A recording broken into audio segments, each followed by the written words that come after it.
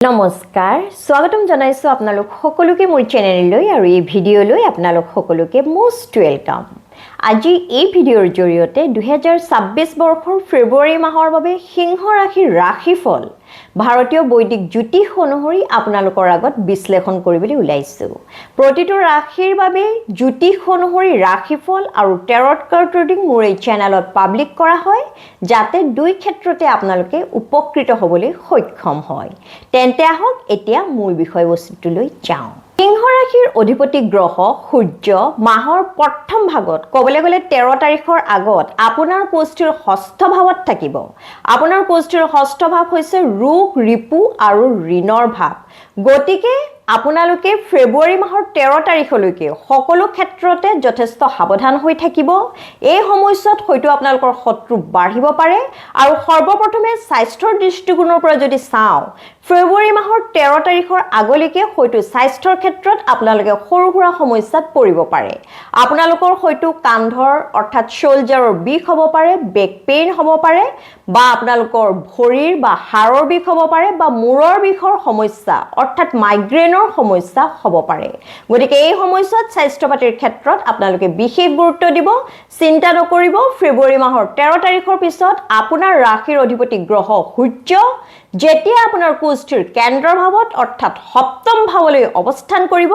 লগতে নিজা ৰাশিৰ ওপৰত দৃষ্টি নিক্ষেপ কৰিব তেতিয়া স্বাস্থ্যৰ ক্ষেত্ৰত আপুনি ভাল ফলাফল লাভ কৰিবলৈ সক্ষম হ'ব। এতিয়া আহক চাওঁ আপোনাৰ কুষ্ঠিৰ পঞ্চম ভাৱ। আপোনাৰ কুষ্ঠিৰ পঞ্চম ভাৱ হৈছে আপোনাৰ শিক্ষাৰ ভাৱ, আপোনাৰ সন্তানৰ ভাৱ, আপোনাৰ প্ৰেম বা ব্যক্তিগত সম্পৰ্কৰ ভাৱ, লগতে আপোনাৰ ক্ৰিয়েটিভিটি অৰ্থাৎ আপোনাৰ টেলেণ্টছৰ ভাৱ বুলিও কোৱা হয়। আপোনাৰ কুষ্ঠিৰ পঞ্চম ভাৱৰ অধিকাৰী গ্ৰহ হৈছে গুৰু বৃহস্পতি আৰু গুৰু বৃহস্পতি বৰ্তমান আপোনাৰ কুষ্ঠিৰ একাদশ ভাৱত অৰ্থাৎ আয়ৰ ভাৱত আছে। গতিকে শিক্ষাৰ্থীসকলে শিক্ষাৰ ক্ষেত্ৰত এই মাহত ভাল ফলাফল পাবলৈ সক্ষম হ'ব। কিন্তু এটা কথা মনত ৰাখিব, শনিৰ দৃষ্টিও আপোনাৰ কুষ্ঠিৰ পঞ্চম ভাৱৰ ওপৰত পৰিব। গতিকে কোনো সময়ত শিক্ষাৰ্থীসকলৰ মনবোৰ হয়তো কিছু এলাহৰে ভৰি পৰিব পাৰে। তেওঁলোক হয়তো কিছু লেথাৰ্জিক হ'ব পাৰে, এলেহুৱা হ'ব পাৰে আৰু তেওঁলোকে পঢ়া শুনাৰ ক্ষেত্ৰত কেতিয়াবা হয়তো ৰেগুলাৰিটি মেইনটেইন নকৰিব পাৰে। গতিকে ছাত্ৰ ছাত্ৰীসকল আপোনালোকে পঢ়া শুনাৰ ক্ষেত্ৰত ডিচিপ্লিন আৰু ৰেগুলাৰিটি মেইনটেইন কৰিবলৈ চেষ্টা কৰিব, তেতিয়াহে আপোনালোকে পৰীক্ষাৰ ৰিজাল্টসমূহ আশা কৰা ধৰণেৰে পাবলৈ সক্ষম হ'ব। এটা কথা মনত ৰাখিব, শনি হৈছে ন্যায়ৰ দেৱতা, লগতে শনিয়ে সদায় আমাৰ পৰা কঠোৰ পৰিশ্ৰম কৰাটো বিচাৰে। গতিকে শিক্ষাৰ্থীসকলে এইখিনি সময়ত সকলো আউটসাইড ডিষ্ট্ৰেকশ্যনৰ পৰা সকলো বাহিৰা চিন্তাৰ পৰা নিজকে মুক্ত কৰি একান্ত মনে যদি পঢ়া শুনাত মনোনিৱেশ কৰে তেন্তে নিশ্চয় ভাল ফলাফল দেখুৱাবলৈ সক্ষম হ'ব। লগতে প্ৰেমৰ দৃষ্টিকোণৰ পৰা যদি চাওঁ এই সময়ছোৱাত আপোনাৰ নিজৰ প্ৰেমিক বা প্ৰেমিকাৰ লগত হয়তো কথাৰ অমিল হ'ব পাৰে, মতৰ অমিল হ'ব পাৰে, ডিফাৰেণ্ট অফ অপিনিয়নছ হ'ব পাৰে। সকলো ঠিকে থাকিলেও শেষৰ সময়ত হয়তো দুয়োজনৰ মাজত কিছু যুক্তিতৰ্ক হ'ব পাৰে, কিয়নো এই সময়ছোৱাত গুৰু বৃহস্পতি যি হৈছে আপোনাৰ কুষ্ঠিৰ পঞ্চম ভাৱৰ অৰ্থাৎ আপোনাৰ প্ৰেমৰ ভাৱৰ অধিকাৰী গ্ৰহ আৰু সূৰ্যই বৰ্তমান আপোনাৰ কুষ্ঠিত 6-8 পজিশ্যনত সদাষ্টক যোগৰ সৃষ্টি কৰিছে, যিটো বিশেষ শুভ ফলদায়ক যোগ বুলি ক'ব নোৱাৰি। গতিকে প্ৰেমৰ ক্ষেত্ৰত এই সময়ছোৱাত আপোনালোকে নিজৰ মাজত হোৱা মিছআণ্ডাৰষ্টেণ্ডিং আৰু মিছকমিউনিকেশ্যন দূৰ কৰিবলৈ চেষ্টা কৰিব। আপোনালোকৰ মাজত বুজাবুজি ৰাখিবলৈ চেষ্টা কৰিব, পৰস্পৰে পৰস্পৰৰ কথাবোৰ ভালদৰে শুনিবলৈ চেষ্টা কৰিব, তেতিয়া নিশ্চয় প্ৰেমৰ ক্ষেত্ৰত আপোনালোকে বিশেষ বেয়া ফলাফল নাপায়। অৰ্থাৎ আপোনালোকৰ প্ৰেমৰ মাজত নিশ্চয় মধুৰতা থাকিব। এতিয়া চাওঁ আহক আপোনাৰ কুষ্ঠিৰ সপ্তম ভাৱ। আপোনাৰ কুষ্ঠিৰ সপ্তম ভাৱ হৈছে আপোনাৰ বিবাহৰ ভাৱ। আপোনাৰ কুষ্ঠিৰ সপ্তম ভাৱৰ অধিকাৰী গ্ৰহ শনি বৰ্তমান আপোনাৰ কুষ্ঠিৰ অষ্টম ভাৱত আছে,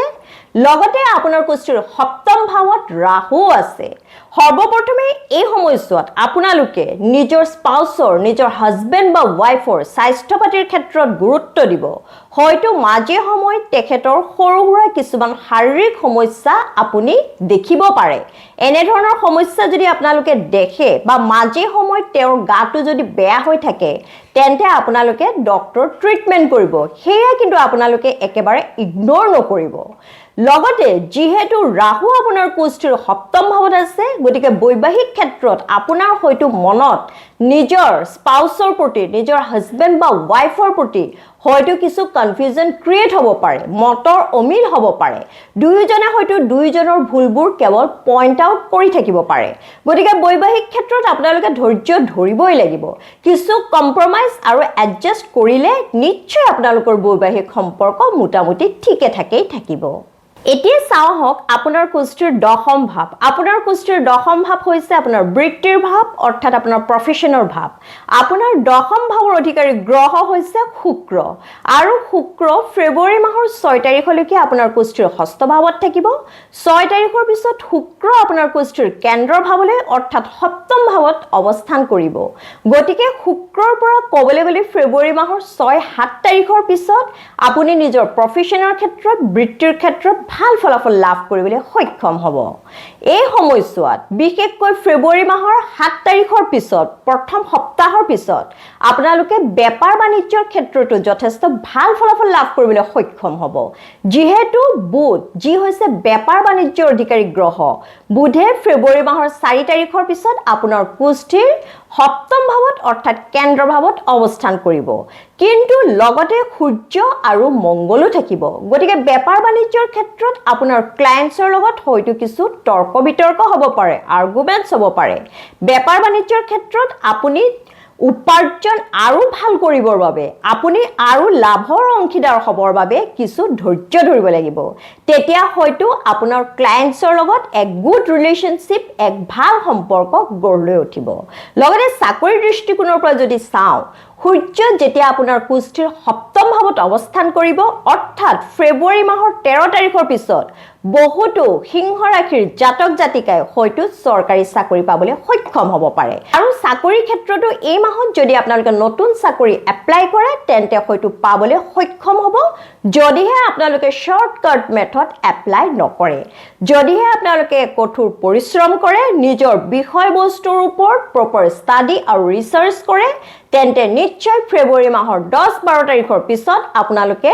নতুন চাকৰি পাবলৈ বা চাকৰিৰ ক্ষেত্ৰত প্ৰমোশন পাবলৈ সক্ষম হ'ব পাৰে প্ৰতিকাৰ হিচাপে প্ৰতিদিনাখনে আপোনালোকে পুৱা সোনকালে গা পা ধুই সূৰ্য উদয় হোৱাৰ সময়ত সূৰ্যৰ ফালে চাই জল অৰ্পণ কৰিব আদিত্য হৃদয় স্তোত্ৰম সদায় পাঠ কৰিব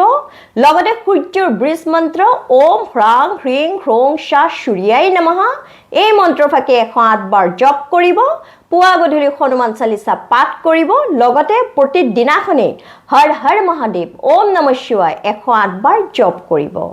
তেন্তে মোৰ প্ৰিয় ভিউয়াৰ্স এয়া আছিল সিংহ ৰাশিৰ ফেব্ৰুৱাৰী মাহটো জ্যোতিষ অনুসৰি কেনেদৰে পাৰ হ'ব তাৰ এক থুলমূল আভাস মই প্ৰতিটো ভিডিঅ'তে কওঁ যে আপোনাৰ কুষ্ঠিখনেই হৈছে সৰ্বোচ্চ জন্ম লগ্নতে অৰ্থাৎ আপোনাৰ কুষ্ঠিতে এই গ্ৰহসমূহৰ অৱস্থান যদি ঠিকে থাকে আছিল আৰু বৰ্তমান আপোনাৰ যি দশা বা মহাদশা আপোনাৰ কুষ্ঠিত চলি আছে সেয়া যদি আপোনাৰ বাবে ফেভাৰেবল হয় তেন্তে মই কোৱা হয়তো 100% আপুনি ভাল ফলাফল লাভ কৰিবলৈ সক্ষম হ'ব